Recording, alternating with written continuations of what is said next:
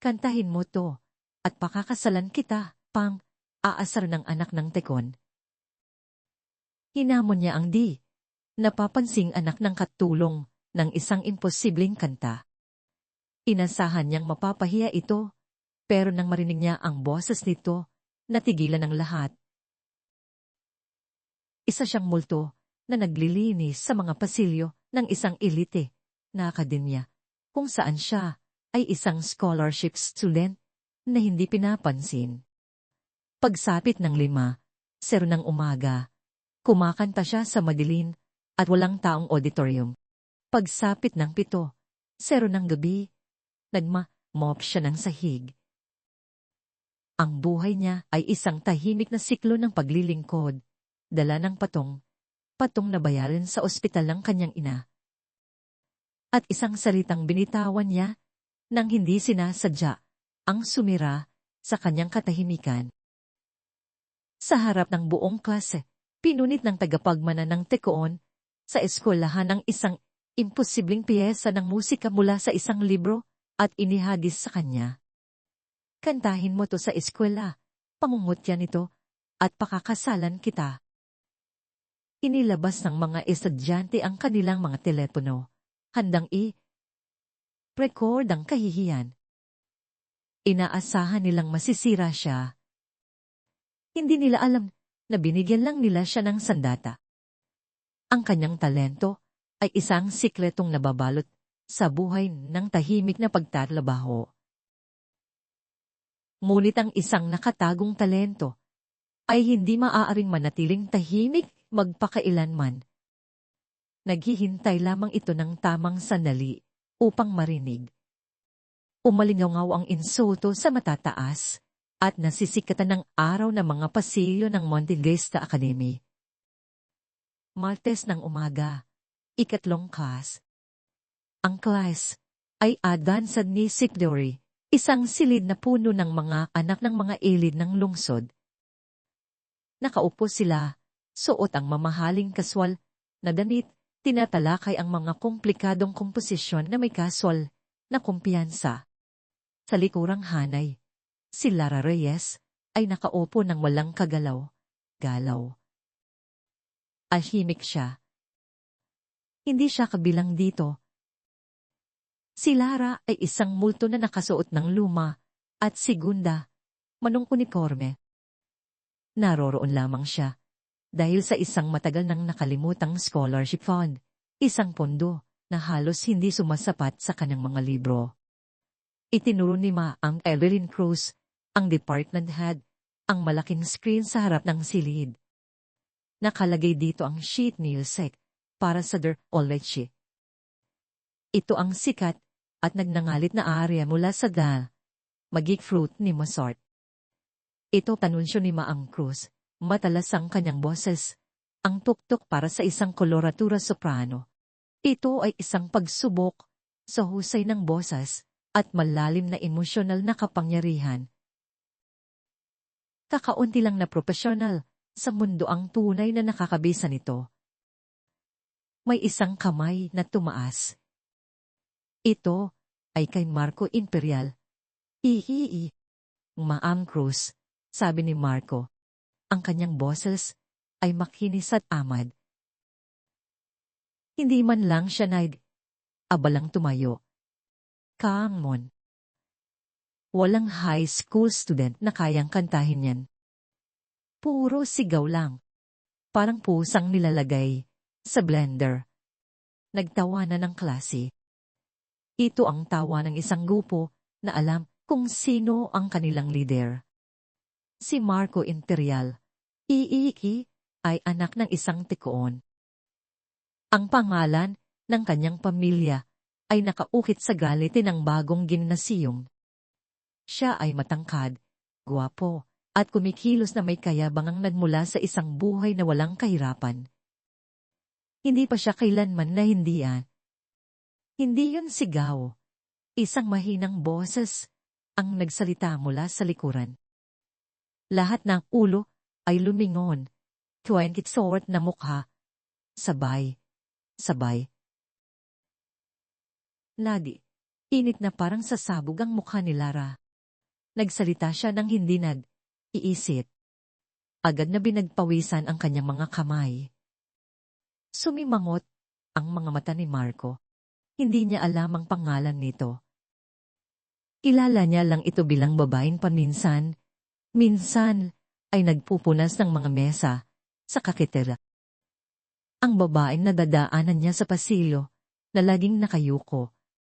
Sorry. Hamon ni Marco. Isang malupit at gwapong ngiti ang gumuhit sa kanyang mga labi. Ano'y siya rito? Anong sabi mo? Sabi ko, hindi yun sigaw, ulit ni Lara. Nanginginig ang kanyang boses, ngunit malinaw ito. Napagkakamalan ng mga tao na inay ang mga hive, pero hindi. Yun ang kasukbulan ng galit ng Reyna. Ito'y purong galit. Dapat matalin. Dapat masakit. Ang katahimikan sa silid ay mabigat. Mukhang labis na nainis sina ang Crow sa pagkaantala. Hindi niya gusto ang mga estudyanteng nagsasalita ng hindi tinatawag, lalo na ang mga scholarship student. Lalong lumawak ang ngiti ni Marco. Bago ito. Hibangan ito. Tumayo siya. Naglakad siya papunta sa harap ng silid, nilagpasan ng mesa ni Ma'am Cruz. Kumuha siya ng ibang libro ng musika, isang makapal, at maalikabok na bolyon ng mga hindi kilalang piyesa mula sa ika-20 siglo. Tamatiko niyang binuklat ito na parabang naghahanap. Huminto siya. Pinunit niya ang isang pahina mula sa libro. Ang tunog ng papel na napupunit ay malakas sa tahimik na silid. Napasinghat si Ma'am Cruz, ngunit walang sinabi. Naglakad si Marco sa pasilyo. Inihagis niya ang sheet music sa mesa ni Lara. Lumapag ito na parang isang hatol. Ang musika sa pahina ay isang bangungot. Ito ay isang siksik at madilim nagbubat ng mga nota. Puno ng mga kakaibang simbolo at imposibleng pagtalon. Sige, tumawa si Marco. Sumali ang klase sa isang koro ng pangungutya. Ang dami mo palang alam sa musika. Ang dami mong alam tungkol sa galit. Lumapit siya. Ibinaba ang kanyang boses sa isang pabulong na maririnig ng lahat sa silid. Kantahin mo to sa Foundation Day Competition.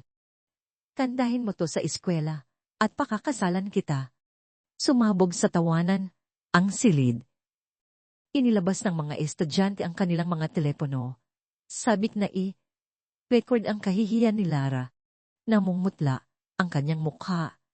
Natatakpan ng kanyang buhok ang kanyang mga mata. Tinitigan niya ang mga imposibleng nota. Ang pamagat ay halos hindi mabasa. Elegy for a Falling Star. Si Lara Reyes ay hindi lang isang estudyante. Siya ay isang nakikitang babae. Nasa Mandidesta siya dahil sa Sargento Damian Reyes Memorial Scholarship. Ang kanyang lolo, sa tuhod, ay isang lokal na bayani ng digmaan. Ilang dekada na ang nakalipas, nagtayo ang bayan ng isang maliit na pondo sa kanyang pangalan. Sapat lamang ito para makapagpadala ng isang inapo sa Montedesta. Isang tanda ng lumang pasasalamat. Si Lara ang unahang gumamit nito. Ang buhay niya ay malayo sa luho ng kanyang mga kaklase. Nakatira siya kasama ang kanyang ina, si Aling Sara, sa isang maliit na apartment sa ibabaw ng isang laundry shop. Ang palaging amoy ng sabon at chlorine ang amoy ng kanilang tahanan. Ang kanyang ina ay isang katulong. 2 ang trabaho nito, isa Narito ang paglilinis sa mga bahay ng mga pamilyang tulad ng mga imperial. Ang mga bayarin sa ospital ay nagpapatong-patong sa kanilang mesa sa kusina. Si Aling Sara ay may ubo na tila hindi na nawawala. Ang araw ni Lara ay hindi nagsisimula ng 8:00 ng umaga. Nagsisimula ito ng 4:30 ng umaga. Igising siya sa dilin, magbibihis ng kanyang kupas na asul na uniforming pangtrabaho at maglalakad papuntang akademya. Papasok siya gamit ang isang stake. Sa loob ng 1 oras, mula 5:00 hanggang 6:00 ng umaga, ang pangunahing auditorium ay sa kanya. Walang tao. Madilim. Perpekto ang acoustics. Ito ang kanyang sikreto. Ito ang kanyang simbahan. Patayo siya sa malaking entablado. Isang sulonggos light ang nagbibigay liwanag sa kanya at siya ay kakanta. Kinakanta niya ang mga awiting itinuro sa kanya ng kanyang Lola Rosa. Ang kanyang lola ang may tunay na talento. Dati, kumakanta ng kundiman si Lola Rosa habang nagmamasa ng pandesal. Pinupuno ng kanyang boses ang kanilang maliit na kusina ng saya at trahedya. Pumanaw si Lola Rosa, 2 taon na ang nakalipas, ngunit nanatili ang musika. Nabubuhay ito sa mga buto ni Lara. Ang pagtanda sa auditorium, ang tanging pagkakataon na buo ang pakiramdam ni Lara. Ang tanging pagkakataon na matapang siya, ang tanging pagkakataon na hindi siya invisible. Pagsapit ng 6:00 ng umaga, ihinto siya. Magpapalit siya ng kanyang uniforming pampasok. Pagkatapos, pupunta siya sa cafeteria. Magtatrabaho siya sa linya ng agahan, magsisilbi ng sinangag at itlog sa mga parehong estudyanteng hindi siya papansinin sa mga pasilyo. Pagkatapos ng kanyang mga klase, hindi siya umuwi. Nagpapalit siya, pabalik sa kanyang uniforming pangkabaho. Map siya ng sahig. Sinukuskus niya ang mga mesa. Nililinis niya ang tisa sa mga pisara. Nananatili siya hanggang 7:00 ng gabi. Nililinis ang kalat na iniwan ni Marco Imperial at ng kanyang mga kaibigan. Isa siyang janitor, isang manggagawa sa cafeteria, isang multo. Ang buhay ni Marco Imperial ay iba. Ang kanyang ama, si Don Marcos Sr., ay isang higante sa industriya ng real estate. Ang mundo niya ay puno ng mamahaling kotse, mga weekend treat, at designer na damit. Siya ang hari ng Montevideo. Ang kanyang kasintahan, si Bitan, ang pinakasikat na babae sa paaralan. Hindi naman tunay na masama si Marco. Wala nang siyang pakialam. Naiinit siya. Si Lara Reyes ay isang distraksyon, isang sandali ng libangan. Inawan niya ang malupit na biro. Pagdating niya sa kanyang susunod na klase, nakalimutan na niya ito. Ngunit hindi makalimot si Lara. Nang gabing iyon, nakaluhod siya, kinukuskos ang isang mansa sa sahig ng pasilyo. Ang mismong pasilyo, kung saan siya pinahiya. Ang sheet news seat, ang elegi. Pakiramdam niya ay tumitimbang ito ng 50 libra. Ang kahihiyan ay aalab sa kanyang dilid. Kantahin mo to sa eskwela at pakakasalan kita. Ang tawanan, ang mga telepono, ang tingin ng awa mula kay Ma'am Cruz na mas masahol pa sa tawanan. Tinapos ni Lara ang kanyang chest, nananakit ang katawan. Naglakad siya pauwi sa ilalim ng mga ilaw ng poste, hawak ang imposibleng musika. Pagdating niya sa kanyang apartment, natutulog pang kanyang ina, na si Sara sa isang upuan. Bukas ang telebisyon, nagbibigay ng asul na ilaw sa silid. Nakasuot pa rin si Sarah ng kanyang uniforme bilang katulong. Masyado siyang pagod para magpalit. Isang bagong sobre mula sa ospital ang nakapatong sa mesa. Ito ay matingkad na puti at hindi pa nabubuksan. Pumunta si Lara sa kanyang silid. Halos kasinlaki lang ito ng isang apador. Tiningnan niya ang sheet ni Yusek. Ito ay isang piyesa na idinisenyo upang sirain ng isang aawit. Puno ito ng mga kakaibang pan-signature, bigla ang pagtalon sa tono at mga liriko sa isang wikang hindi niya kinisilala. Akala niya wala akong kwenta, bulong niya sa walang taong silid. Lahat sila. Naisip niya ang kanyang lolo sa tuhod, si Sargento Reyes. Ang kanyang larawan ay nakasabit sa munisipyo. Kinawaran siya ng pinakamataas na parangal para sa katapangan. Inarap niya ang imposibleng mga pagsubok at hindi sumuko. Naisip niya ang kanyang lola, Rosa. May kasabihan ang kanyang lola, isang regalo ang boses mo, Lara. Huwag mong hayaang manatili lang yan sa kahon. Isang mabagal at malamig na galit ang nagsimulang mabuo sa kanya. Ito ang parehong galit na narinig niya sa kanta ng Reyna.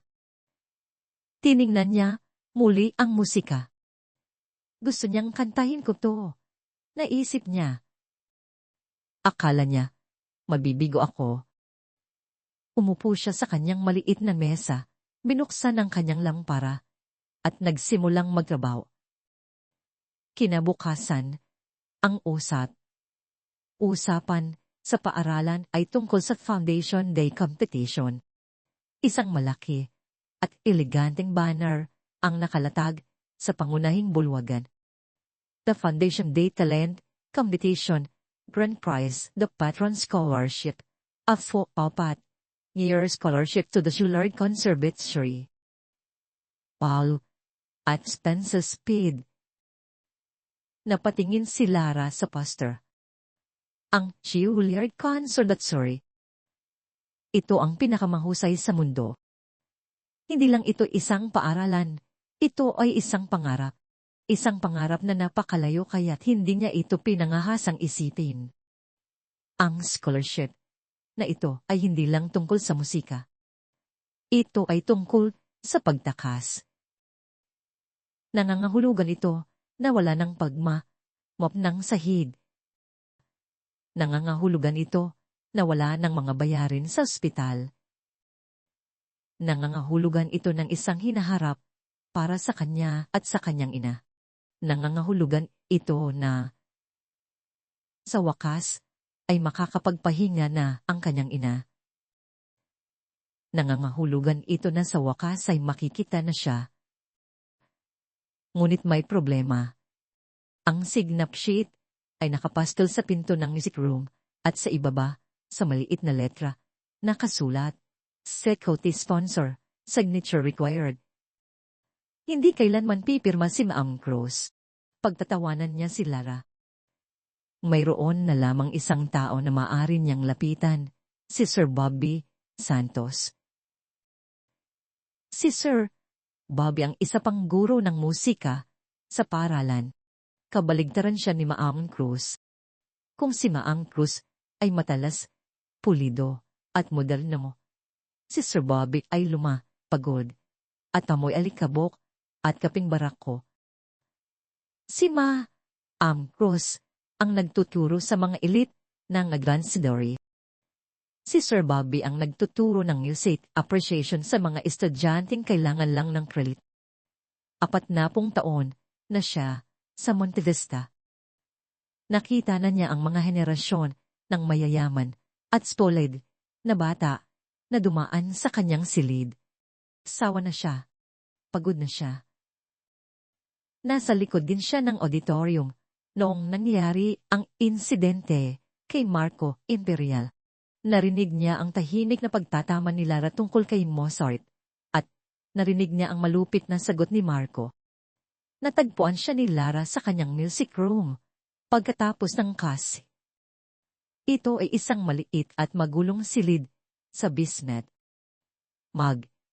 Isa siya. Aayos ng isang kabinet ng mga lumang taka. Sir Bobby, sabi ni Lara. Maliit ang kanyang boses. Pumungol siya. Hindi tumitingin. Ano yon?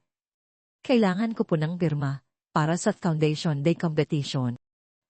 Kailangan ko po ng takwoti. Sponsor. Unindo si Sir Bobby sa pag-aayos.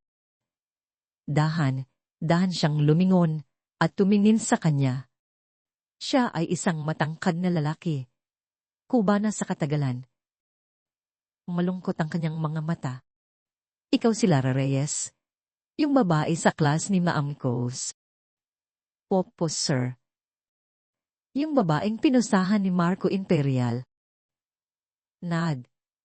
Init ang mukha ni Lara. Hindi po yun tungkol sa kanya, sir. Tungkol po ito sa scholarship.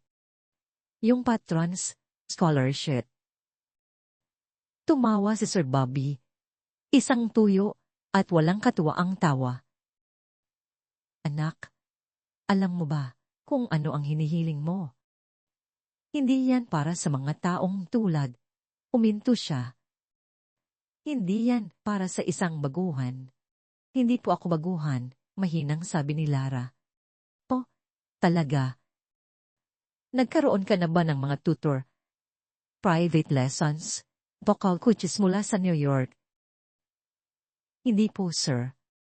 Tinuruan ko po ang sarili ko. Ang lola ko po. Siya ang nagturo sa akin. Tinuruan mo ang sarili mo, ulit niya. Pumuntong, hinig na siya at umupo sa maalikabok na grand piano. Ang kompetisyong ito ay isang labanan ng mga patin. Si Ma, ang Cruz, ang head judge. Napili na niya ang kanyang mananalo. Si Bitan siguro o si Marco mismo. Lalapain ka nila ng buhay. Wala po akong pakialam, sabi ni Lara. Lumalakas ang boses. Kailangan ko pong subukan. Hindi sumuko ang lolo ko sa tuhod. Hindi rin po ako susuko. Tumingin sa kanya si Sir Bobby. May kumislap na bago sa kanyang mga mata. William Mayhew, isa ka sa mga kamag. Anak niya. Lolo ko po siya, sa tuhod. Umatagal na nanahimik si Sir Bobby. Naalala niya ang mga kwento. Alam ng lahat, sa bayan. Isang alamat si Sargento Reyes. Sige, sabi niya, magaspang ang boses. Gusto mo ng pirma ko, paghirapan mo, hindi ko ipipirma ang pangalan ko sa isang katatawanan. Hindi ko hahayaang mapahiya ka ulit. Ipinatong niya ang kanyang mga daliri sa mga teklado ng piano. Kantahin mo to, sabi niya. Tumugtog siya ng isang simpleng pataas na skala. Uminga ng malalim si Lara. Itinuon niya ang kanyang sarili. Naisip niya ang walang taong auditorium ng 5:00 ng umaga. Kinanta niya ang skal. Nanigas ang mga kamay ni Sir Bobby sa mga teklal. Hindi lang ang kanyang tono, perpekto ito. Ito ang kanyang timbre, ang kanyang kontrol. Mayaman, isang texture sa kanyang boses na hindi niya narinig sa loob ng mga dekada. Ilaw, oo, hindi sanay, ngunit naroon. Ito ang tunog ng purong, hindi maikakailang talento.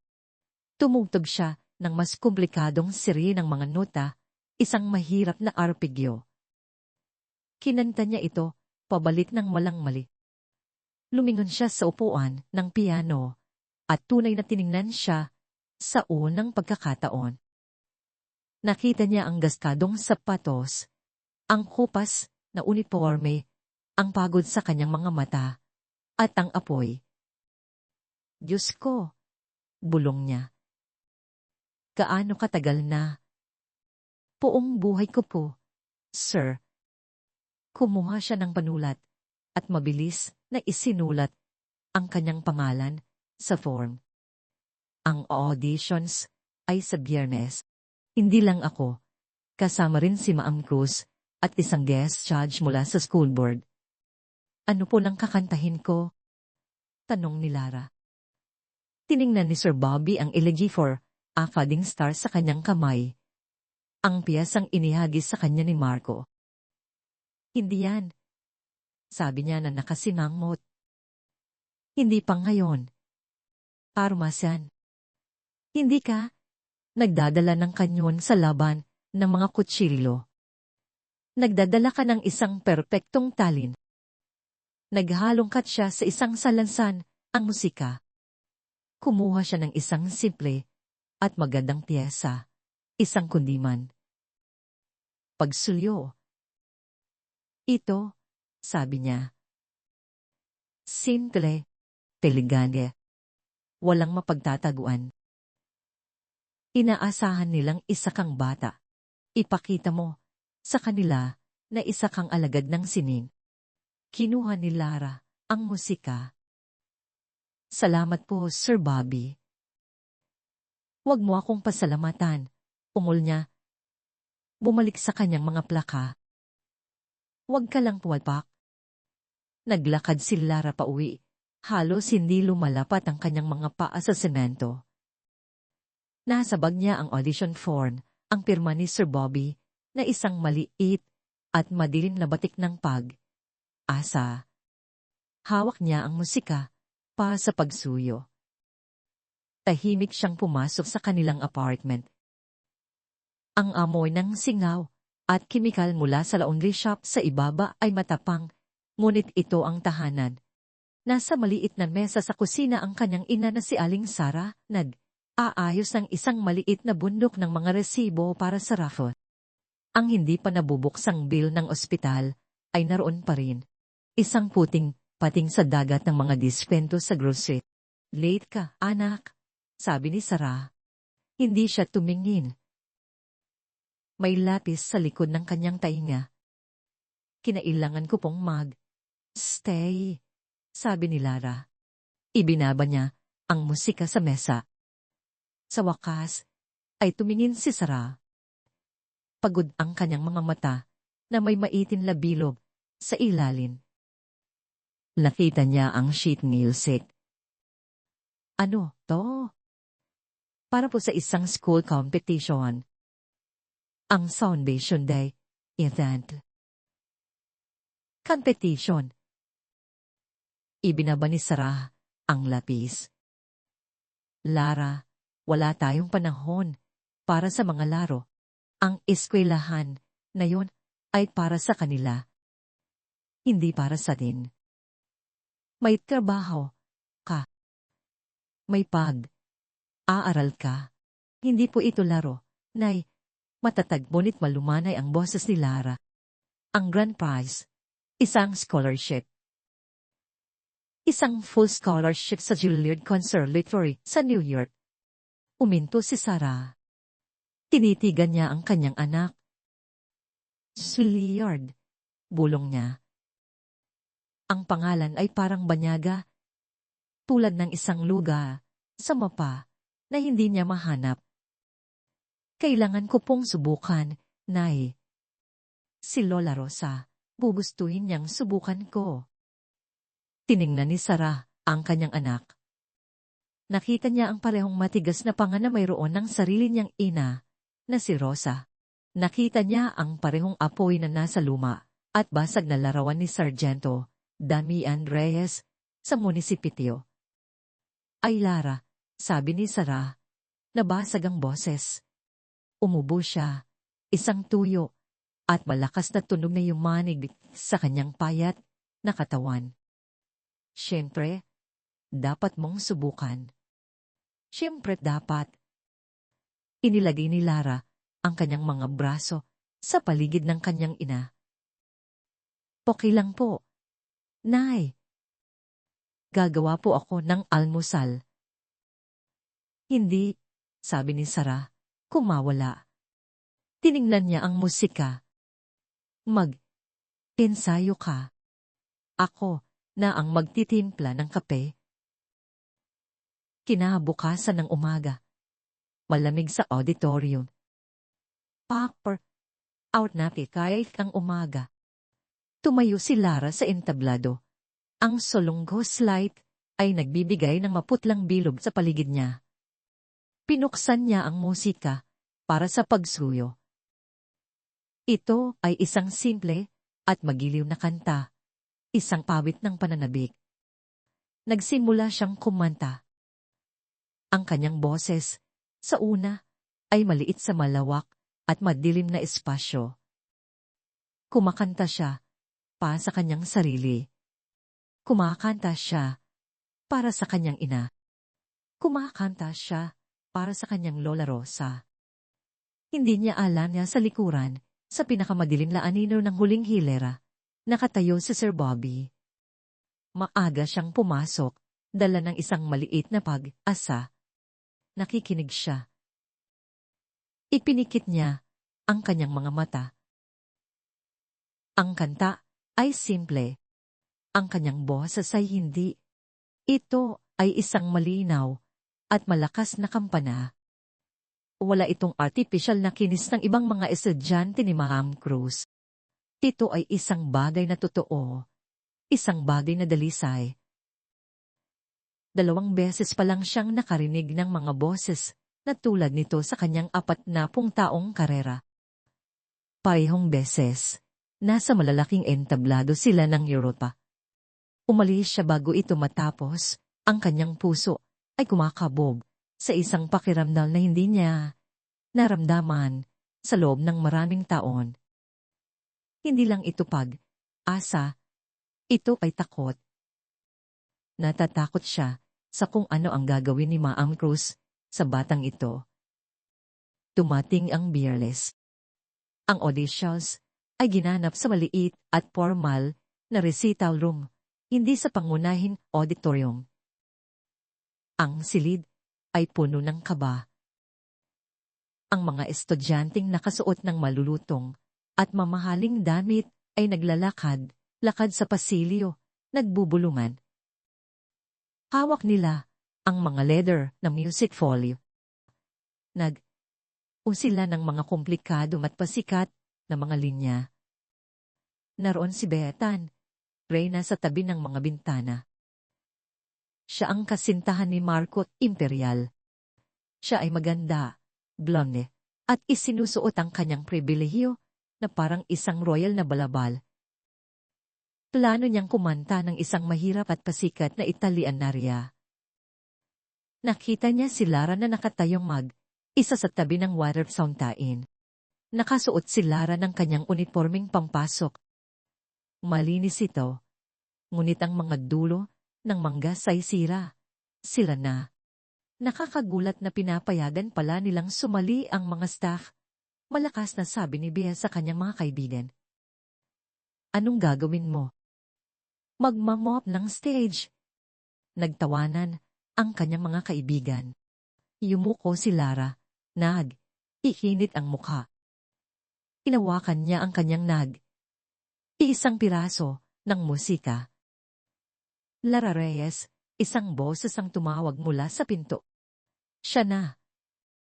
Pumasok si Lara sa silid. Ito ay maliit at maliwanag. 3 mesa ang nakaayos sa harap. Si Ma'am Cruz ay nakaupo sa gitna. Mukha siyang naiinit. Si Sir Bobby ay nakaupo sa kaliwa. Nakatitig siya sa kanyang panulat. Sa kanan ay si Ginang Helen Gatchalian, isang mabait na babae na may kulay, abong buhok. Mula siya sa school board. Mumiti siya kay Lara. Pangalan at piyesa, iha, sabi ni Ginang Gatchalian. Lara Reyes po, Ma'am. Kakantahin ko po ang pagsulo ni Maestro Sadi. Click ang panulat ni Ma'am Cruz. Sadi. Isang simpleng kundiman. Hindi pang conservatory, di ba? Kumanta ka na lang, Miss Reyes, sabi ni Sir Bobby mababa ang kanyang boses. Ang accompanist ng paaralan, isang kinakabahang binata, ay nagsimulang tumugtog ng simpleng piano chords. Uminya si Lara. Ipinikit niya ang kanyang mga mata. Wala siya sa silid. Nasa madilim siyang entablado ng 5:00 ng umaga. Kumanta siya. Nagbago ang silid. Huminto ang hangin. Nanlaki ang mga mata ng accompanist. Nag-play siya para sa ibang mga estudyante buong araw. Malalakas sila. Mahuhusay sila sa teknikal. Iba ito. Ang boses ni Lara ay hindi malalakas. Ito ay personal. Malinaw ito na parang kristal. Hindi lang niya kinanta ang mga nota. Ikinuwento niya ito. Kumanta siya ng pagnanais, ang pananabik ng isang simple at desperadong pangangailangan ng tao. Uminto sa pag-click ang panulat ni Ma'am Cruz. Umayos siya ng upo. Sumimangmot ang kanyang mga mata. Hindi ito ang mahiyain at di nakikitang babae mula sa kanyang klase. May luha sa mga mata ni Ginang Gatchalian. Naaalala niya ang kanyang yumaong asawa. Nakatitig si Sir Bobby sa sahig, isang maliit at lihim ng ngiti sa kanyang mukha. Natapos ang kanta. Ang huling nota ay nanatili sa hangin. Isang perpektong kumikinang na sinulid. Katahimikan. Minulat ni Lara ang kanyang mga mata. Takot na takot siya. Well, sabi ni Ma'am Cruz, tumikhin. Galit siya. Hindi ito bahagi ng plano. Ang batang ito ay walang karapatang maging ganito kahusay. Ang iyong pagbigkas ay tatanggap, anggap, ngunit ang piyesa ay masyadong simple. Hindi ito nagpapakita ng tunay na range. Hindi ako sang-ayon. Evelyn, sabi ni Ginang Gatchalian. Ang kanyang boses ay malumanay ngunit matatag. Iyon ang pinakatapat na piraso ng musika na narinig ko buong araw. Ang iyong kontrol, Lara, nakakamangha. May talento siya, sabi ni Ma'am Cruz, na parabang ito ay isang sakit. Pero hindi siya sanay. Ilaw. Tudurugin siya sa finals. Kung gayon, dapat natin siyang sanayin, sabi ni Sir Bobby. Sa wakas ay tumingin. Ito ang unang pagkakataon na nagsalita siya. Hindi ba't para diyan naman ang eskwelahan? Tinitigan siya ni Ma'am Cruz. Ito ay isang hamon. Pasok ka, sabi ni Sir Bobby. Hindi kay Ma'am Cruz, kundi kay Lara. Pasok ka sa kompetisyon. Ang finals ay sa loob ng 2 linggo. Pumunta ka sa opisina ko, Lunes, 4 pilit. Tumango si Lara, hindi makapagsalita. Halos tumakbo siya palabas ng silid. Natumba siya papasok sa pasilyo. Ang kanyang puso ay parang tambol sa kanyang dibdib. Kumalat ang balita bago pa man siya makarating sa kanyang cleaning shaft. Nasa student lounge si Marco Imperial. Naglalaro ng video gun sa malaking screen. Ang kanyang mga kaibigan ay nakahiga sa mga leather na sofa. Hindi ka maniniwala dito, sabi ni Bitan. Pumasok siya sa silid. Ang kanyang mukha ay pula sa galit. Oo, anong problema? Sabi ni Marco. Hindi inaalis ang tingin sa laro. Yung katulong, dura ni Bea. Yung janitor. Pasok siya sa finals. Pinaus ni Marco ang laro. Lumingon siya. Anong pinagsasabi mo? Kumanta siya sa auditions. Ipinasok siya ni Sir Bobby at ng gatchalian na yon. Nagalit si Evelyn Cruz. Kakanta siya sa foundation ni competition. Nanahimik si Marco. Nag-iisip siya. Teka, sabi ng isa sa kanyang mga kaibigan si Mark. Lara, hindi ba't yun yung babae? Yung taga-class? Yung pinustahan mo? Dahang sabi ni Marco. Yung sinabi mong pakakasalan mo. Nagliwanag ang mukha ni Mark sa isang malupit na ngiti. Yung babaeng kantahin mo to sa eskwela. Sumabog sa tawanan ng lounge. Tumilim ang mukha ni Marco. Ang kanyang tanga at walang ingat na biro ay isa ng pampublikong kaganapan. At hulaan mo kung ano ang kinanta niya. Nagngingit-ngit si Dia. Isang tangang simpleng kundiman, hindi yung halimaw na piyesang binigay mo sa kanya. Nadurag siya. Tisa siyang duwag at isang impostor. Tumayo si Marco. Hindi siya tumatawa. Naiinis siya. Pinagmumukha siyang tanga ng babaeng ito. So, pasok siya, sabi niya. Kinuha ang kanyang backpack. Mabuti. Hayaan mo siya.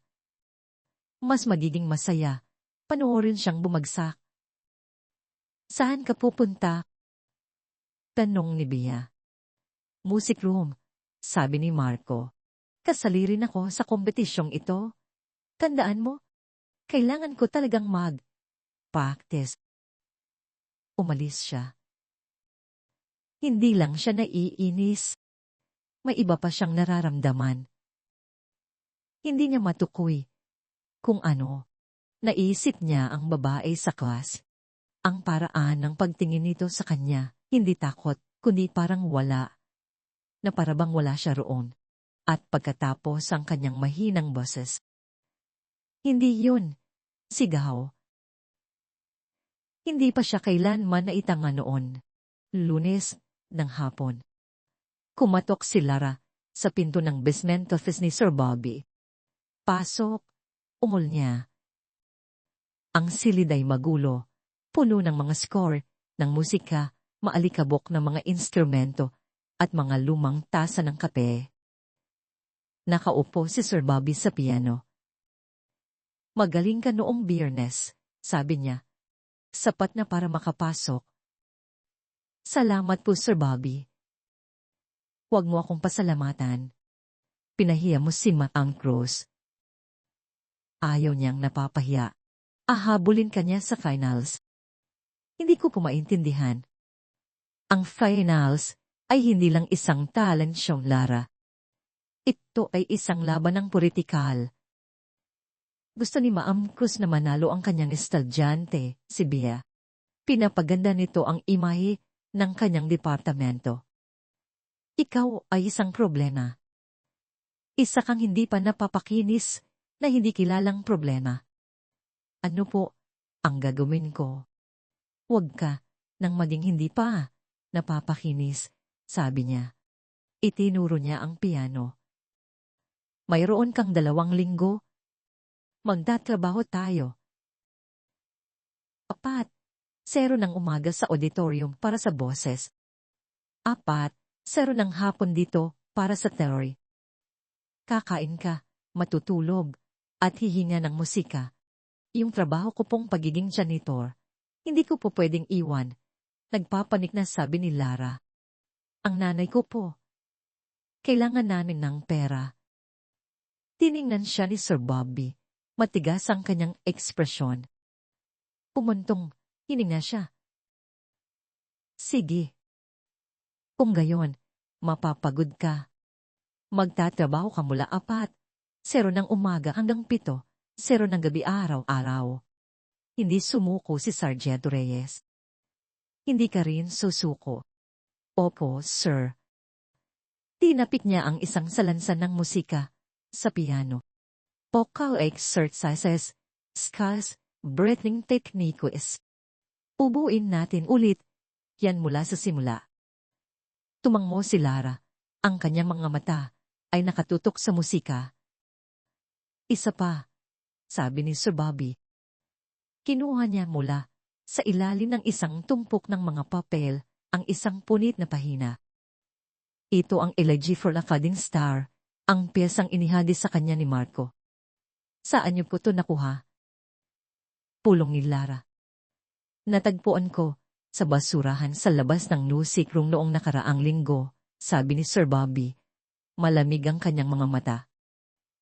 Akala ko itinapon mo. Na, imposible po yan, sabi niya. Yung wika, yung mga nota, ang wika ay yung harian, sabi ni Sir Bobby. Ang musika ay gawa ng isang kompositor na nawalan ng buong pamilya sa giyera. Hindi ito isang kanta. Ito ay isang sigaw. Isang alulong ng pigati. Inilagay niya ang musika sa stand sa harap niya. Inakala ni Marco Imperial na biro ito. Pinigyan kanya ng bombang nukleyar at hinamon kang sindihan ang mitsa. Hindi ko po kayang kantahin to, sabi ni Lara.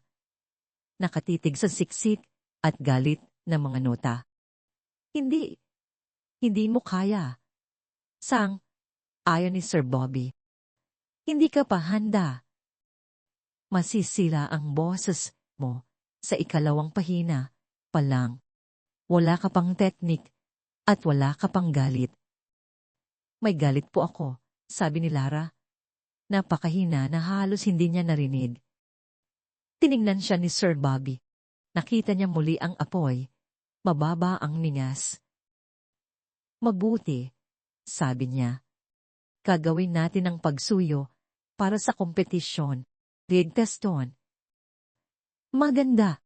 Mananalo ka ng scholarship. Gamit yon. Tinapik niya ang elegy ng isang mahabang daliri. Pero ito ang insayuhan natin. Insayuhan natin ito ng lihin. Insayuhan natin ito para sa'yo. Hindi para sa kanila. Hindi para sa scholarship. Insayuhan natin ito para sa lola mo. Para po sa lola ko. Oo, sabi ni Sir Bobby. Ang talentong tulad ng sayo ay regalo mula sa Diyos, Lara. Ngunit ito rin ay isang responsibilidad. Responsabot ka sa bawat nota. Ito ang trabaho. At nagsimula ang trabaho. Ang sumunod na 2 linggo ay parang isang panaginip. Ang buhay ni Lara Reyes ay naging isang matalas at paulit-ulit na pattern ng pagod at musika. Tumutunog ang kanyang alarm clock ng 4:00 ng umaga. Ang hangin sa kanyang maliit na silid ay malamig at madilim. Magbibihis siya ng maraming patong, isusuot ang kanyang bonnet, at maglalakad sa tahimik at natutulong na bayan papuntang akademya. Pagsapit ng 4:30 ng umaga, naghihintay na si Sir Bobby sa pinto ng auditorium. Palagi siyang nauuna. May malaking thermos ng itim na kape sa kanyang kamay. Magandang umaga, Miss Reyes, umul niya. Tingnan natin. Kung may boses ka pa, ang trabaho ay hindi maluwalhati. Hindi ito tulad ng sa mga pelikula. Mahirap, paulit-ulit, at madalas na nakakainit. Paghina. Huminga ka mula sa iyong diaphragm. Sigaw niya mula sa likurang hanay. Hindi sa dibdib mo. Gusto kong makita ang nota. Hindi marinig. Suportahan mo. Isipin mong ikaw si Sargento Reyes na sumusuporta sa isang gumuguhong tulay. Postura. Ang iyong gulugod ay isang haligi ng bakal. Ang musika ay nakapatong sa ibabaw nito. Huwag kang humukot. Ang paghukot ay para sa mga baguhan, mga skale. Walang katapusang skales. Pataas at pababa. Paulit-ulit Itinutulak ang kanyang range ng kalahating hakbang sa bawat pagkakataon. Pinalalakas niya ang kanyang boses. Ginagawa itong mula sa isang maganda, ngunit hilaw na instrumento tungo sa isang pinino at makapangyarihang kasangkapan. Ulit, ulit, ulit. Miss Reyes, ang nota ay dapat mong alipin, hindi ang iyong amo. Pagsapit ng 6:30 ng umaga, tatango siya. Sige na. Maghain ka na ng itlog. Tatakbo siya papunta sa locker room, magpapalit ng kanyang uniforme sa cafeteria, at magtatrabaho sa linya ng agahan. Pinanood niya si Marco Imperial at Beta na naglalakad, nagtatawanan, kumukuha ng pagkain nang hindi tumitingin sa kanya. Pagkatapos, isang buong araw ng mga klase. Magaling siyang estudyante, ngunit napapansin niyang lumilipad ang kanyang isip mula sa calculus patungo sa musical theory. Pagsapit ng 3:30 ng hapon, natapos ang kanyang huling class. Hindi siya pumunta sa bisnad. Pumunta siya sa janitor's closet. Nilinis niya ang mga silid. Aralan. Minop niya ang pasilyo kung saan siya pinagtawanan ni Bea. Tinapon niya ang basura mula sa music room kung saan binibigyan ni Aniko si Bea ng private lesson. Naririnig niya ang boses ni Bea sa pinto. Ito ay isang malakas at mahusay na soprano. Kumakanta siya ng isang pasikat at mahirap na arya mula sa isang Italian opera. Puno ito ng matataas na nota at mabilis na komplikadong mga takbo. Nidinisenyo ito upang manalo. Humigpit ang mga kamay ni Lara sa hawakan ng mo. Pagsapit ng 5:00 ng hapon, natapos ang kanyang cleaning shift. Nananakit ang kanyang likod. Pula at gas-gas ang kanyang mga kamay mula sa mga chemical na paninis. Naglakad siya pababa sa basement. Naghihintay si Sir Bobby sa kanyang maliit at magulong opisina. Lita, sabi niya. Kailangan ko pong linisin ang kwarto ni Ma'am Cruz. Mabuti. Ang pagpapakumbaba ay mabuti. Para sa isang artista. Umupo ka. Ito ang isa pang aralin. Hindi ito tungkol sa kantang pagsuyo. Hindi niya man lang siya pinayagang mag-ensayo nito. Ang pagsuyo ay isang lullaby. Sabi niya, kaya mong kantahin yan kahit tulog. Ito ang lugar kung saan ka matututo. Ilalagay niya ang Elegy for a Falling Star sa piano. Sa una, ito ay isang sakuna. Ang musika ay isang madilim at magulong gubat. Ang mga liriko sa Hungarian ay parang mga bato sa kanyang bibig. Ang mga nota ay hindi manghuhulaan. Tumatalon sila mula sa isang mababang ungol hanggang sa isang mataas at matinis na sigaw. Hindi ko po kaya, sabi niya. Nabasag ang boses sa 3 araw. Sobra na po. Masakit. Siyempre, masakit. Sigaw ni Sir Bobby. Hindi siya isang mabait na guro. Siya ay isang mapaghanap. Ang taong nagsulat nito ay kararating lang ng balitang nawala ang kanyang tahanan, asawa, at anak. Isinulat niya ito, at pagkatapos ay hindi na muling nagsulat ng musika. Sa tingin mo ba, dapat maganda ito? Hindi ka kumakanta ng mga nota, Lara. Kinakanta mo ang tunog ng isang buhay na nagtatapos. Itinuro niya siya. Sinabi mo sa akin na may galit ka. Hindi ko ito nakikita. Nakikita ko ang isang magalang na batang babae na sinusubukang huwag magkamali. Sinusubukan ko po, sabi ni Lara. Kumukulo ang kanyang pagkadismaya. Ang pagsubok ay hindi sapat. Ano ang alam mo sa gayet? Sa pagkawala. Ano ang nagpapagalit sa'yo, Lara Reyes? Ako. Ano? Itinulak niya na kailangan mong magtrabaho, na wala kang pera, na may sakit ang nanay mo, na tinatlato ka ng mga batang yon sa itaas na parang muebles. Pakiusap, ama na po, na pinagtatawanan kanila. Tumayo si Sir Bobby, tumataas ang boses, na si Marco Imperial, isang batang may $10,000 na relo, at isang 10 pisong kaluluwa, ay naghamon sa'yo na kantahin ito. Akala niya isa kang biro. Akala niya ang buhay mo ay isang biro. Kinasusuklaman ko siya. Sigaw ni Lara. Ang mga salita ay pumunit mula sa kanyang lalamunan. Biglang tumahimik ang silid. Ang iisang bongbilya sa kisan ay umuugong. Malakas ang paghinga ni Lara. Nanginginig siya. Umupo si Sir Bobby. Kalmado siya. Mabuti, mahinang sabi niya. Ang boses ng tao ay isang kahon lang ng hangin.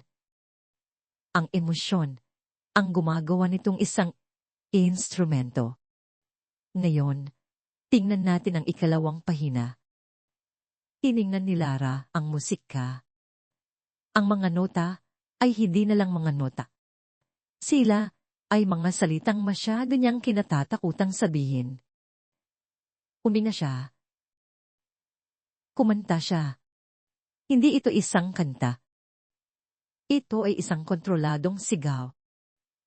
Ito ang tunog ng mga bayarin sa ospital sa mesa. Ito ang tunog ng tawa ni Bea. Ito ang tunog ng pag-ubo ng kanyang ina sa kabilang silid. Ito ang pinakatapat at pinakamakapangyarihang tunog na nagawa niya kailanman. Nalagpasan niya ang unang 2 pahina bago bumigay ang kanyang boses. Pinagpapawisan siya. Umiiyak siya. Inabutan siya ni Sir Bobby ng isang basong tubig. Matatag ang kanyang mga kamay. Nayon, sabi niya, alam na nating kaya mo. Gagawin natin ito, araw-araw. Palalakasin natin ang iyong lakas. Kukontrolin mo ang apoy na ito. Hindi mo hahayaang kontrolin ka nito. Ito ang ating sikreto. Para sa'yo ito. Opo, sir, bulong niya. Naglakad siya pauwi ng gabing iyon, lampas 7:00 ng gabi. Madilim ang apartment, maliban sa asul na ilaw ng telebisyon. Natutulog sa kanyang upuan si Sarah, ang kanyang ina. Nakasuot pa rin siya ng unipormeng katulong. Isingin sana siya ni Lara para sabihing matulog na sa kama. Nakita niya ang isang sobre sa mesa. Galing ito sa ospital. Ito ay matingkad na pula. Final notice. Nanlamig ang dugo ni Lara. Kinuha niya ito. Pinunit niya ito para buksan. Ang halagang nakalista sa loob ay nagpahilo sa kanya. Ito ay isang imposibleng numero. Mas malaki pa ito sa halaga ng kanilang apartment, kanilang sasakyan, lahat ng pag-aari nila. Nay, bulong ni Lara, ginigising ang balikat ng kanyang ina. Nagising si Sarah na may paghinga, napahawak sa kanyang dibdib. Lara, Ana, anong oras na? Nay, sabi ni Lara. Hawak ang sulat. Bakit hindi niyo po sinabi sa akin? Tiningnan ni Sarah ang sulat at gumuho ang kanyang muka. Ang malakas at mapagmataas na babaeng nagpalaki kay Lara ay nawala. Sa kanyang lugar ay isang takot at may sakit na babae. Ako, ayaw kitang alalahanin, umiyak si Sarah. Ang kanyang boses ay tuyo at pabulong. Lalo na't may kompetisyon ka. Akala ko kaya kong, hindi ko alam. Akala ko kaya kong humingi ng palugit. Palugit? Sabi ni Lara. Nek ito'y, alam ko, sabi ni Sarah. Sabi nila, kung hindi tayo magbabayad ng kahit kaunti, hindi na nila itutuloy ang mga trinag. Tinitigan ni Lara ang pulang sulat. Hindi na ito tungkol sa isang scholarship. Hindi na ito tungkol sa Juilliard. Ito ay tungkol sa buhay ng kanyang ina. Ang Juilliard Scholarship, ang Patron Scholarship. May kasama itong cash prize para sa edukasyon at gastusin sa pamumuhay. Isang premyo na sapat ang laki para bayaran ang bill na ito. Hindi na ito isang kompetisyon. Ito ay isang pagsagip. Matulog na po kayo, Nay, sabi ni Lara. Kalmado ang kanyang boses. Isang kakaibang malamig na kalmado. Ako na po ang bahala nito. Anak, paano? Hindi na din kaya. Ako na po ang bahala, ulit ni Lara. Magpahinga lang po kayo. Kailangan niyo lang pong magpahinga. Tinulungan niya ang kanyang ina na makahiga sa kama. Isinara niya ang pinto. Pumunta siya sa kusina at tiningnan ang pulang sulat. Naisip niya ang elegy for a fading star. Naisip niya ang galit na hinihingi ni Sir Bobby. Narito na. Malamig at maliwanag at dalisay. Kinabukasan, abala ang paaralan. Araw na ng finals ng Foundation Day Competition. Napupuno na ang auditorium. Ang mga magulang na nakasuot ng mamahaling suit at alahas ay humanap ng kanilang mga upuan. Ang mga estudyante ay nakabihis ng kanilang pinakamahusay na damit. Naroon ang buong school board. Sa unang hilera ay nakaupo si Don Marco Imperial Sir, isang matigas at kagalang-galang na lalaki. Sa backstage, magulo. Warm up si Bitan sa isang sulok. Kasama ang kanyang personal na vocal coach. Nakasuot siya ng isang nakamamanghang kostong, na pulang damit. Mukha siyang isang profesional. Si Marco Imperial ay lakad sa pasilyo, mukhang naiinis. Kasali rin siya. Putugtog ng isang napakahirap na piyesa sa piano. Tinitingnan niya palagi ang kanyang telepono. Si Lara ay nasa isang maliit at walang laman na dressing room. Ito ang karaniwang ginagamit para sa imbakan. Kumatok si Sir Bobby at pumasok. Nakasuot siya ng isang lumang tuxedo. Si Lara ay nakatayo sa harap ng salamin. Suot niya ang iisang disenteng danik ng kanyang lola. Ito ay isang simpleng madilim na asul na damit mula sa hindi bababa sa 20 taon na ang nakalitas. Nilabahan at pinlansa niya ito. Malinis ito, ngunit luma. Mukha po akong multo, sabi ni Lara. Mukha kang isang artista, sabi ni Sir Bobby. Mukha kang lola mo. Mukha kang Kamal, anak ni Sargento Reyes. Mayroon kang gulugod na bakal. Inabot niya sa kanya ang isang maliit na nakatuping papel. Ano po, to? Mga tala ko, sabi niya. Tandaan mo. Huminga. Suportahan. Ikwento. Ang kanta ay isang awit ng pananabik. Kantahin mo sa kanila. Ipaalala mo sa kanila kung ano ang pakiramdam ng may gusto. Kaya ko po to, sabi niya. Alam kong kaya mo. Huminto siya. Kinakabahan ka ba? Opo, sabi niya. Takot na takot po ako. Mabuti. Ang kaba ay enerhiya. Tamitin mo. Huwag mong hayaang gamitin ka nito. Tumalikod siya para umalis. Sir Bobby, huminto siya. Salamat po. Huwag mo akong pasalamatan, Miss Reyes. Umul niya. Huwag ka lang pumalpak. Umalis siya. Huminga ng malalim si Lara. Naririnig niya ang mahinang tunog ng mga tao. Naririnig niya si Maang Cruz na nagsisilbing master o ceremonies. Ipinakikilala ang unang kalahok. Lumabas si Lara sa pasilyo sa backstage.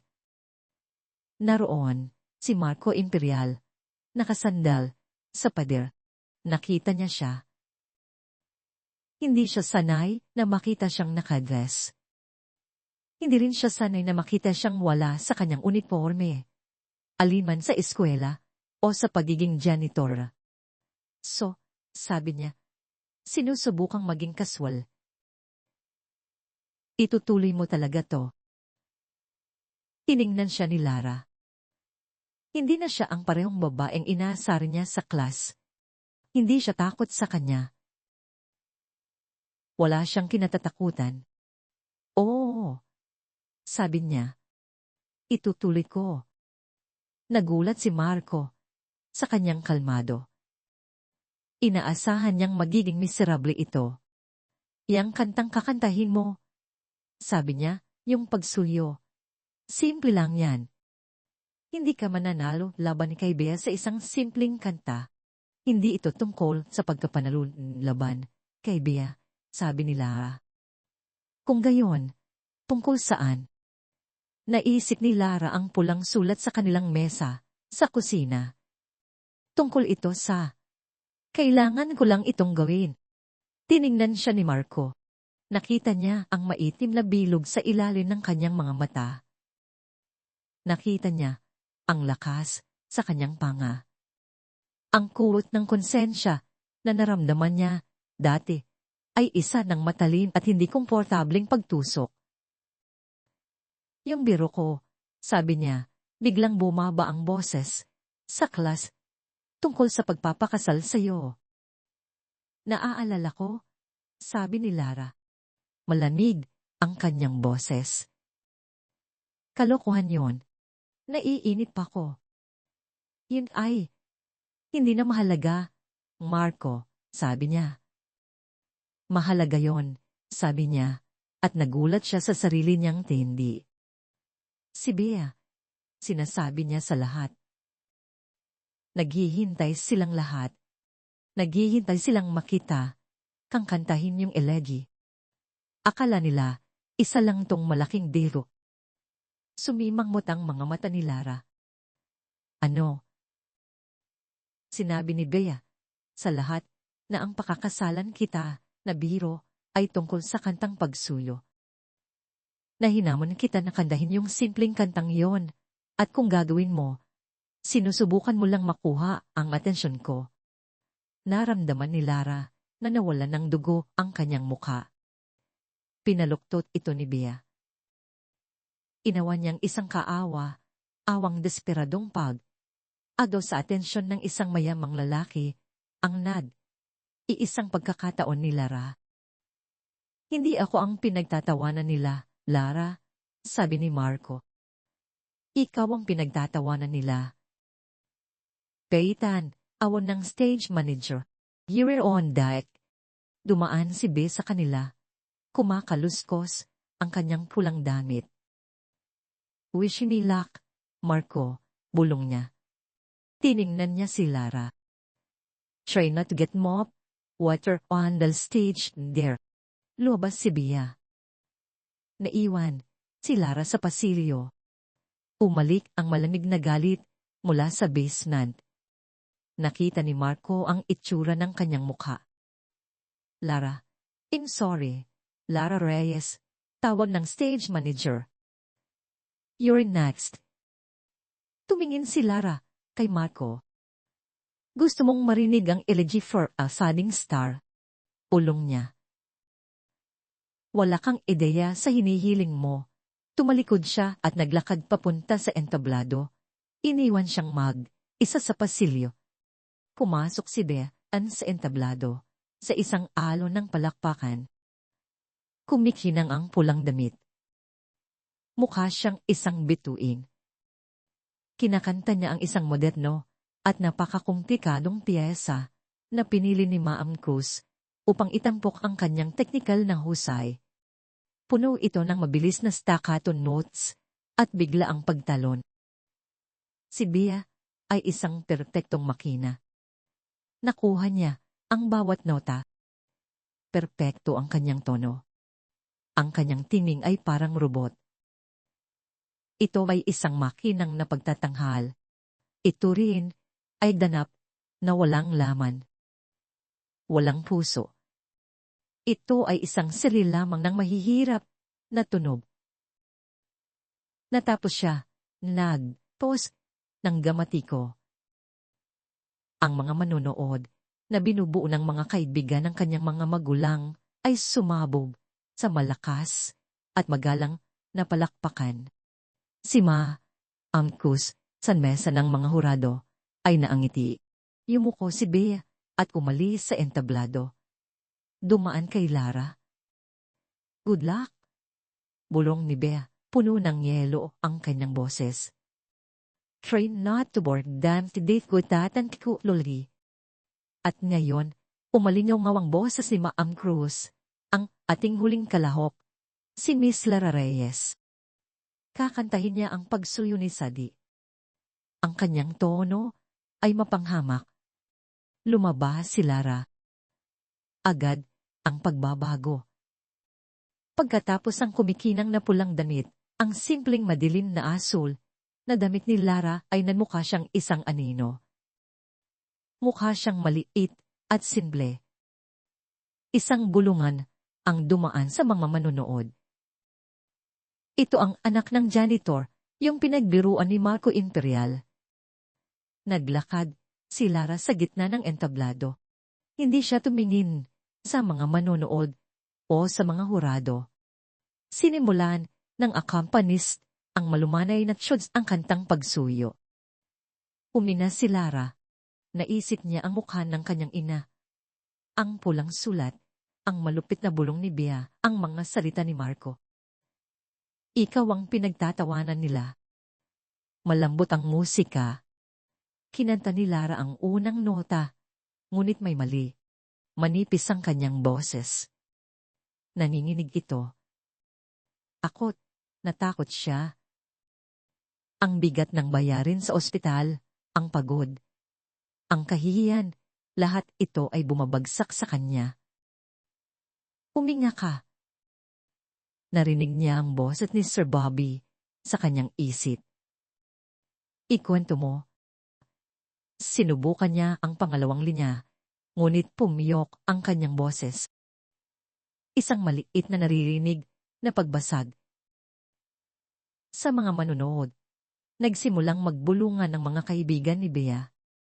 Si Maam Cruz sa mesa ng mga hurado ay yumuko sa miyembro ng school board at may ibinulong. Isang maliit na matagumpay na ngiti sa kanyang mukha. Umabagsak si Lara.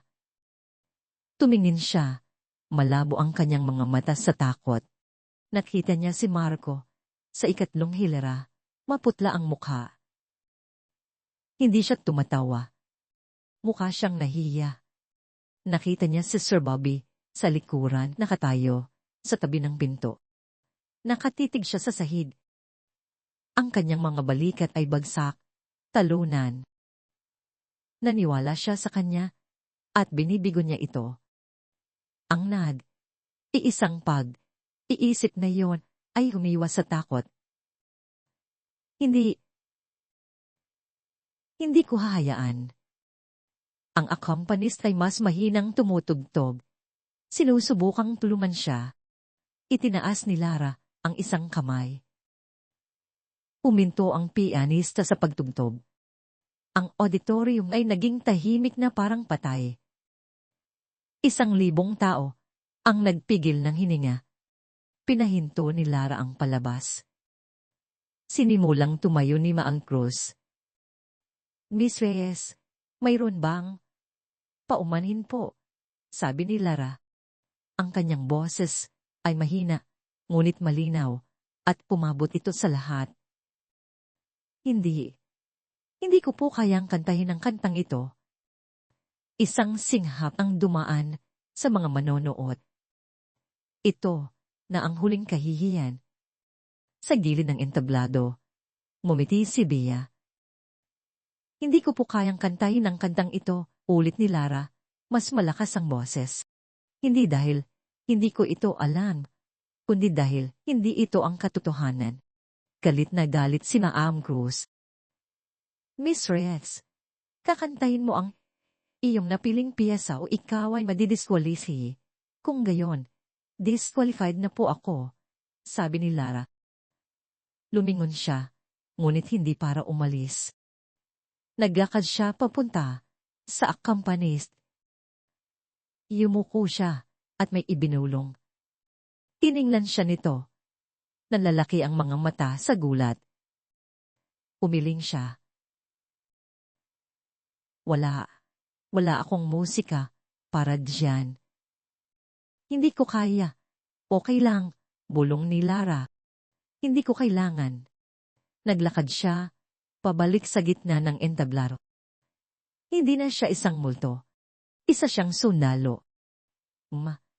Cruz, sabi ni Lara, ang kanyang boses ay parang bakal. Theater Imperial. Tumingin siya diretso kay Marco. Ilang linggo na ang nakalipas, nagbiro si Mr. Imperial. Pinigyan niya ako ng isang piyesa ng musika.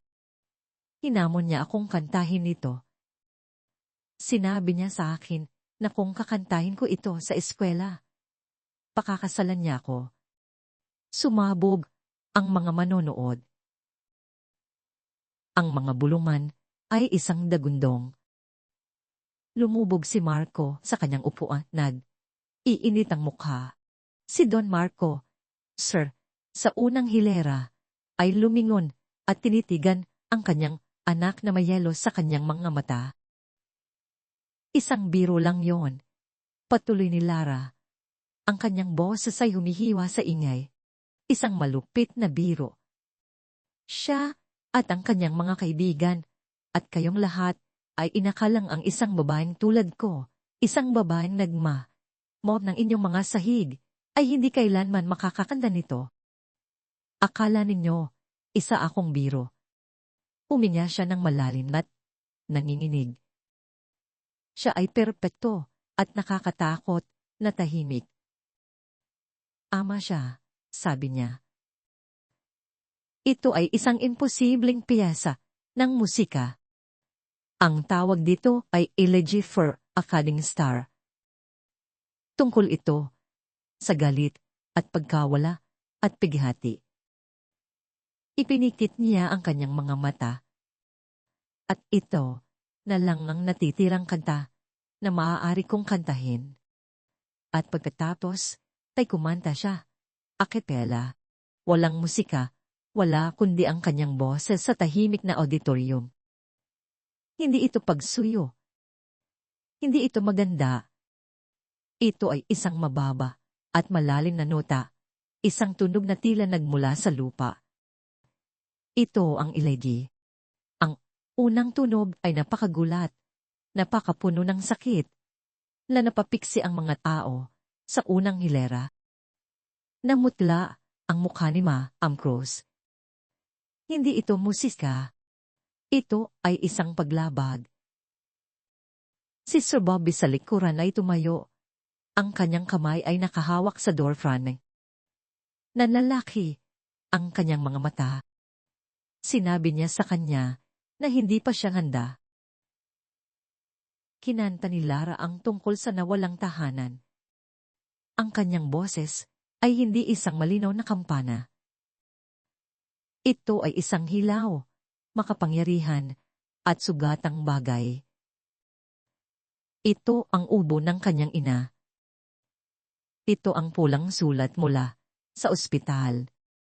Ito ang bawat pagkakataon na siya ay binaliwala o pinagtawanan. Hindi lang niya kinakanta ang mga nota. Siya ang mga nota. Naabot niya ang unang imposibleng pagtalon, ang bahaging sinabi ni Sir Bobby na sisira sa kanya. Ang boses ni Lara ay hindi lang tinamaan ng nota. inatake niya ito. Ito ay isang kontrolado at perpektong sigaw. Isang mota ng napakapuro at nakatutok, naggalit, na tila yumanig sa mga ilaw. Ang accompanist, nakalimutan sa kanyang piano, ay umiiyak. Sa ikatlong hilera, nanigas si Marco Imperial. Ito ang kanyang kasalanan. Ang nilalang na ito sa entablado, ang bagay na ito ng apoy at tunog. Siya ang lumikha sa kanya. Ibinigay niya sa kanya ang sandata. At ngayon ginagamit niya ito upang sunugin ang mundo. Lalong lumakas ang boses ni Lara.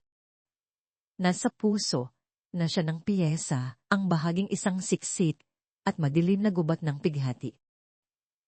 Nabasag ang kanyang boses, ngulit sinadya niya ito. Nagkapira.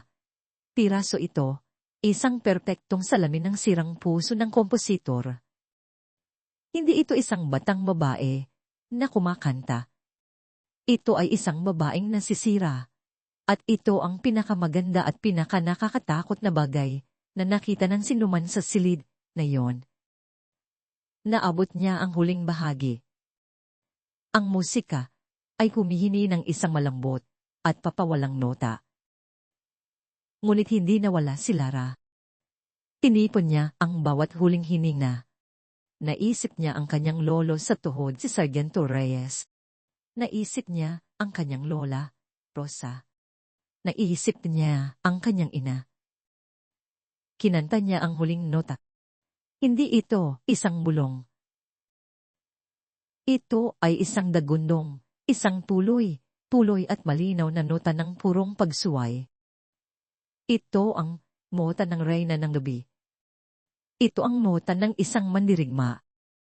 Pinuno nito ang auditorium. Itinulak nito ang mga pader. Nag-vibrate ito sa mga buto ng bawat tao. Pinigilan niya ito, 1 segundo, 2, 5, 10. Pinigilan niya ito hanggang sa wala ng hangin sa kanyang katawan. At pagtatapos, katahimikan. Nakatayo si Lara. Umihinal ang kanyang dibdib. Pawis at luha ang dumadaloy sa kanyang mukha. Ibinigay niya sa kanila ang lahat. Wala na siyang natira. Walang gumalaw. Walang pumalakpak. Walang huminga. Ang katahimikan ay isang solidong, buhay na bagay. Nagtagal ito ng 1 minuto. Pagkatapos, mula sa likuran ng silid, isang magaspang na boses. Diyos ko, bulong ni Sir Bobby. Siya ang unang pumalakpak. Iisang, tulalang palakpak. Pagkatapos, mula sa unang hilera, tumayo si Don Marco Imperial Sir, ang tekon. Tumingin siya sa kanyang anak. Pagkatapos ay kay Lara. Siya rin ay nagsimulang pumalakpak. At sumabog ang auditorium. Hindi ito palakpakan. Ito ay isang nakatayo, sumisigaw, umiiyak na odasyon. Nakatayo ang mga tao sa kanilang mga paa, sumisigaw. Ito ay isang dagundong. Si Lara Reyes ay nakatayo lamang doon at hinayaan itong bumuhos sa kanya. Si Maam Cruz ay natigilan. Ang kanyang mukha ay isang maskara ng hindi paniniwala. Umiiyak ang miyembro ng school board. Si Marco Imperial, ay nasa kanyang upuan pa rin. Hindi siya pumapalakpak. Nakatitig siya sa entablado. Ang kanyang mundo ay ganap na nabaligtad. Nagbiro siya at ginawa niya itong isang obra maestra. 1 linggo ang lumipas. Ang maliit na apartment sa ibabaw ng laundry shop ay puno ng mga kahon. Nasa mesa ang pulang bill ng ospital. Nakatatak dito sa malalaking itin na letra ang 2 salita. Bayad na. Ang Foundation Day Competition ay naging isang sakuna para sa mga hurado. Pagkatapos ng pagtatanghal ni Lara, walang pagpipilian. Ang elegi lang ang mahalaga. Sa kanya ang Patron Scholarship, ang Juilliard Conservatory. Tumating ang cash prize sa bank account ng kanyang ina 2 araw pagkatapos. Nara, handa ka na ba? Tawag ng kanyang ina na si Sarah. Iba na ang boses ni Sarah. Naroon pa rin ang ubo, ngunit mas magaan ang tunog. Ito ang tunog ng pag-asa. Halos tapos na po, Nay. Iniinpak ni Lara ang mga huling gamit ng kanyang lola. Kinuha niya ang isang maliit na krami na larawan ni Rosa. May kumatok sa bukas na pinto ng apartment. Lumingon si Lara. Nakatayo doon si Marco Imperial. Hindi siya nakasuot ng kanyang designer na damit. Nakasuot siya ng simpleng maong at shirt. Mukha siyang mas maliit. Sabi niya. May hawak siyang maliit at awkward na sobre. Sabi ni Lara. Hindi siya mumitik. Naghihintay siya. Ang tatay ko, sabi ni Marco, na grounded ako ng 1 taon. Kinuha niya ang kotse ko, ang telepono ko, ang mga credit card ko. Ikinagagalak kong marinig yan, sabi ni Lara.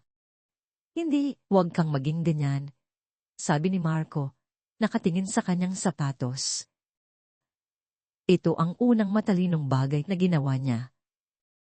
Pinapatrabaho niya ako dito sa laundry shop sa ibaba. Bilang isang intern. Halos ngumiti si Lara. Intern. Tumingin siya. Malinaw ang kanyang mga mata. Wala na ang tamad na kayabangan. Narinig kitang kumanta noong araw na yon. Ako, hindi ko pa kailanman. Hindi niya matapos. Inabot niya ang sobre. Para sa'yo to. Mula sa tatay ko, sabi niya. Sabi niya, ang pamilya ni Sargento Reyes ay hindi dapat naghirap. Nagtayo siya ng bagong pondo para sa nanay mo, para sa anyang mga Drayton. Habang buhay, kinuha ni Lara ang sobre, ngunit hindi niya ito binuksan. At ito, sabi ni Marco, kinuha ang isang bagay sa kanyang bulsa. Kinuha niya ang isang punit na pahina. Ito ang Elegy for a Fading Star, ang pahinang pinulit niya mula sa libro. Natagpuan ko ito, sabi niya, sa basurahan. Tatingin ko, dapat sa'yo ito.